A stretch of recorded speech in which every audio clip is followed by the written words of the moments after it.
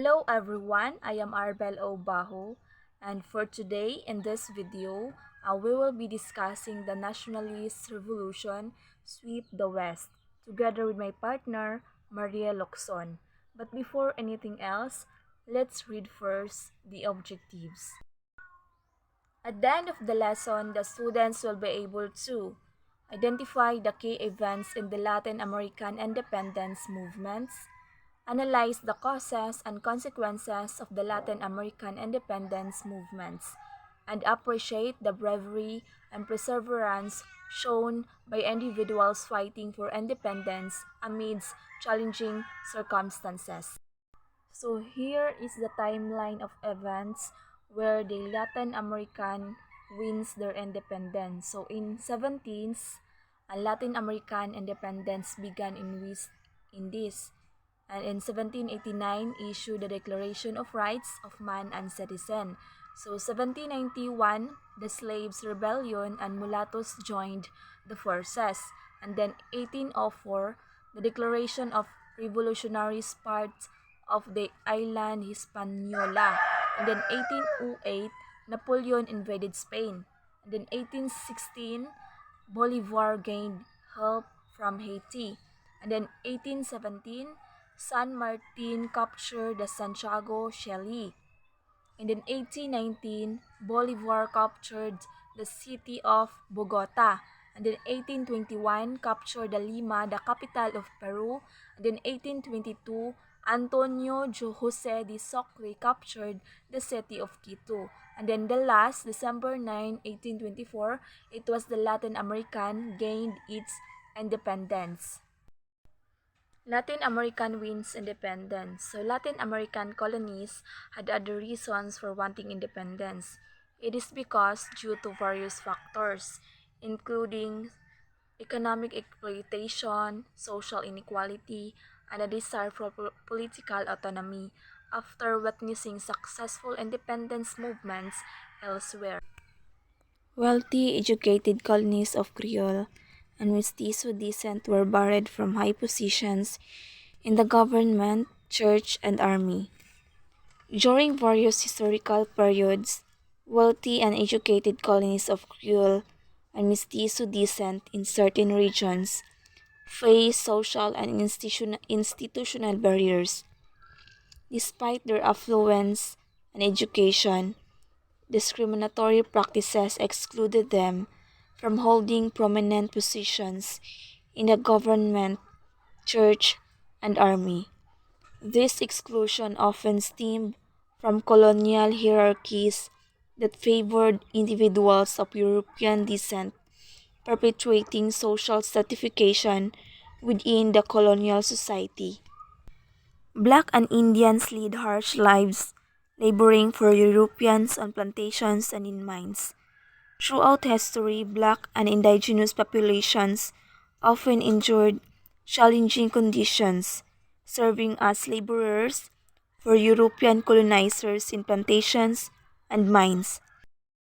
These individuals face harsh lives marked by forced labor, exploitation, and subjugation.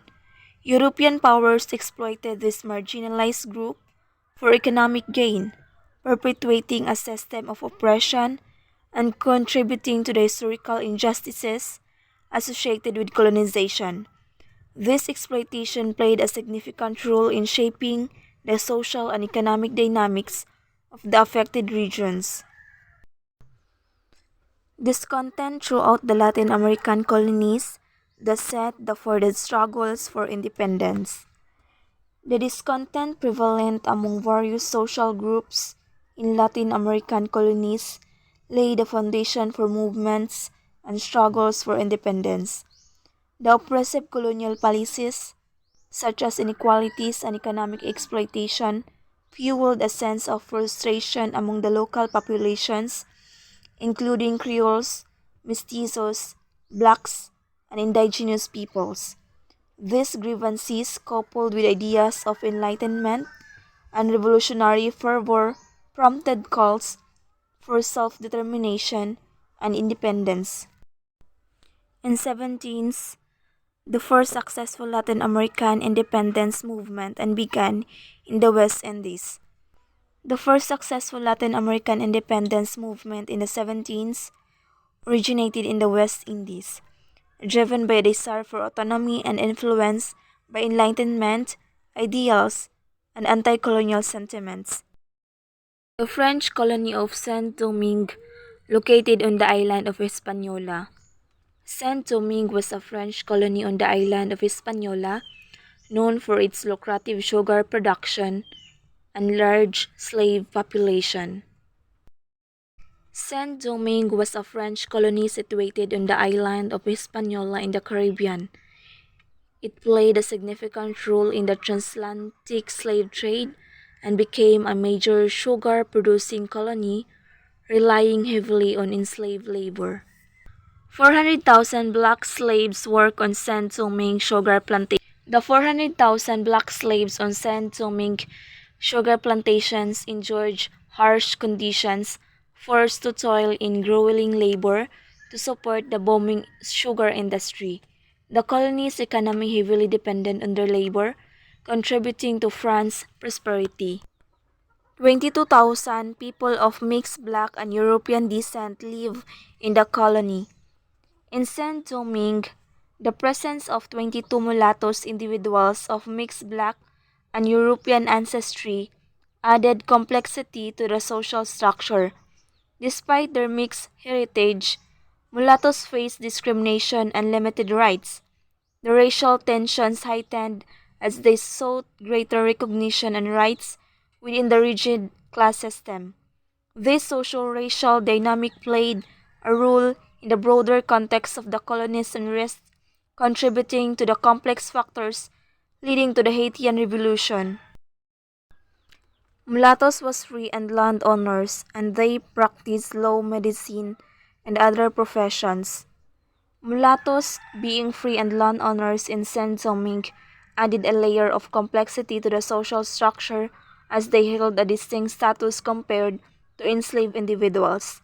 This dynamic contributed to the intricate societal backdrop that influenced later struggles for independence in the region. And they are engaged in various professions such as law and medicine, breaking societal barriers and contributing to the diverse socio-economic landscape of the colony. In 1789, the revolutionaries in France issued the Declaration of Rights of Man and Citizen. In 1789, the revolutionaries in France issued the Declaration of Rights of Man and of the Citizen, a pivotal document that proclaimed the fundamental rights and principles of the French Revolution. It asserted the equality and rights of all citizens, emphasizing liberty, prosperity, security, and resistance to oppression. And now let's proceed to the Black Slaves and Mulattoes Revolt on Hispaniola. Vincent Ogg called for similar rights of citizenship for the free mulattoes of Saint-Domingue. Vincent Ogg, a free man of mixed race descent, played a crucial role in advocating for the rights of free mulattoes in Saint-Domingue. Inspired by the ideals of the French Revolution and the Declaration of the Rights of Man of the Citizen, Ogg demanded equal rights and citizenship for free people of color in the colony. The French government had him publicly tortured to death. Vincent Ogg cast for equal rights for free mulattoes in Saint-Domingue faced severe opposition from both colonial authorities and some white settlers. After his unsuccessful rebellion, the French government, eager to maintain control and suppress dissent, responded harshly. Ogg was captured and subjected to a brutal fate.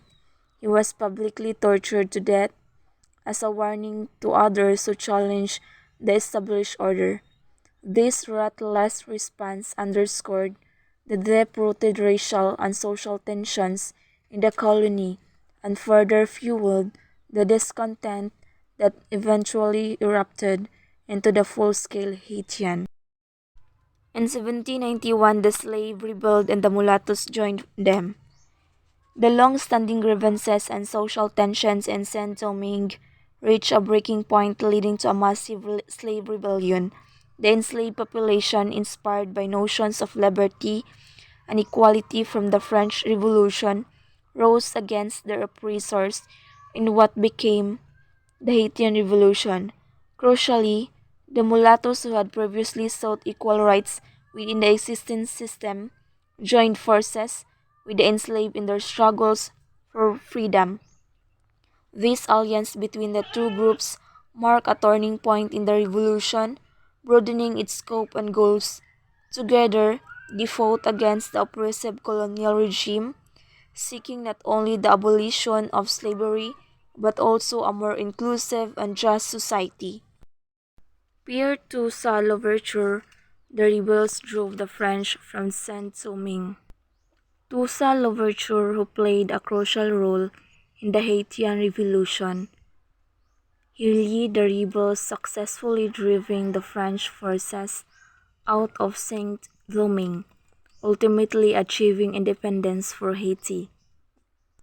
Toussaint had barely established a new government. Toussaint Louverture faced challenges in consolidating power after driving out the French, but he managed to establish a new government in Haiti during the turbulent period of the Haitian Revolution. As you have observed in the pictures, the first picture is Auge Vincent, free person of color and revolutionary from Saint Domingue in 1755 to 1790. And the second picture is Pierre Toussaint Louverture. Napoleon came to power in France and sent troops to regain the colony. Napoleon is a skilled military leader rose to power in France and aimed to reclaim lost territories, including colonies, by deploying French troops to assert control. In an effort to regain control over the colony of Saint-Domingue, he sent troops led by his brother-in-law. This was part of Napoleon's attempt to re-establish French dominance in the Caribbean and protect its economic interests, particularly sugar production. The expedition, however, faced significant challenges, including resistance from the local population and the impact of yellow fever, ultimately leading to the failure of Napoleon's venture in the region. In 1804, after 13 years of war, the revolutionaries declared their part of island of Hispaniola, the independent nation of Haiti. The revolutionaries in the part of the island of Hispaniola that was once the French colony of Saint-Domingue declared their independence, establishing the nation of Haiti. This marked the end of a tumultuous period of revolution and conflict that lasted for 13 years.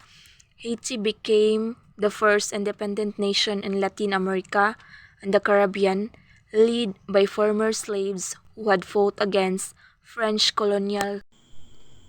Bolivar liberates northern South America. So events in Europe also contributed to a movement for independence in northern South America. So in 1808, Napoleon invaded Spain and put his brother on the throne. So many people in Spain's Latin American colonies refused to be ruled by a French king. So they proclaimed their allegiance to the deposed Spanish king and established their own governments in major cities. Soon, a genuine movement for independence developed. So early attempts to free the colonies from Spanish rule were unsuccessful, but they gave colonial leaders experience and taught them how to plan effectively. A Venezuelan, Francisco de Miranda, tried twice without success to free his country from Spanish rule. Simon Bolivar, an idealistic Creole who had fought alongside Miranda, was also defeated in several early battles. Bolivar never gave up, however, and he became the most important figure in South America's fight for independence. Born in Venezuela to a wealthy family, Bolivar was educated in Spain and traveled widely. The ideals of the French and American revolutions had a strong influence on him. In his native land, Bolivar put together a Latin American army, so by promising to free the South American slaves when he won independence, a promise he eventually kept. So Bolivar gained help from Haiti in 1816. Many British soldiers who were left unemployed after Napoleon's defeat at Waterloo also joined Bolivar's forces. So in 1819, after 6 years of battling against Spanish forces, Bolivar led thousands of soldiers from the tropical valley of the Orinoco River to an icy mountain pass through the Andes. So more than 100 of his followers died in the mountain crossing. But he won a decisive victory against the Spaniards at Boyaca. So soon after, Bolivar captured the city of Bogota. So both Boyaca and Bogota are today in the nation of Colombia. So in 1822, the city of Quito was captured by Antonio Jose de Sucre, so Bolivar's ablest general. So Quito is in present-day Ecuador. So Bolivar then became president of the newly independent nation known as Great Colombia. So these are the picture of Francisco de Miranda and Simon Bolivar. So diri na to makita ang Orinoco River. San Martin Free Southern South America. So while Bolivar was liberating the northern part of South America, another important leader, Jose de San Martin, was leading a military force north from Argentina. So Argentina had been independent since 1806 when British troops captured the city of Buenos Aires. So from the Spaniards and were in turn driven out by the people of the city, San Martin realized, however, that Argentina could remain independent only if the Spaniards were also driven from Chile and Peru. So in 1817, San Martin's well-trained troops crossed the Andes and captured Santiago, Chile. So in 1821, they captured Lima, the capital of Peru and the stronghold of Spanish power in South America. But the Spanish forces in the countryside remained strong. So the following year, San Martin sailed north from Peru to Guayaquil, which Bolivar had just taken. So the two leaders met secretly, and while no one knows exactly what decisions were reached, Bolivar's forces took over the fight for Peru's independence. So the final battle lasted for just an hour on December 9, 1824. So in the thin, cold Andean air at an altitude of 9,000 feet, Bolivar's troops, led by Sucre, crushed the Spanish army near the village of Ayacucho. So this battle marked the triumph of the independence movement in South America. So as you can see in the picture, so this is the Jose de San Martin. So that's all for our report. I hope you could learn something.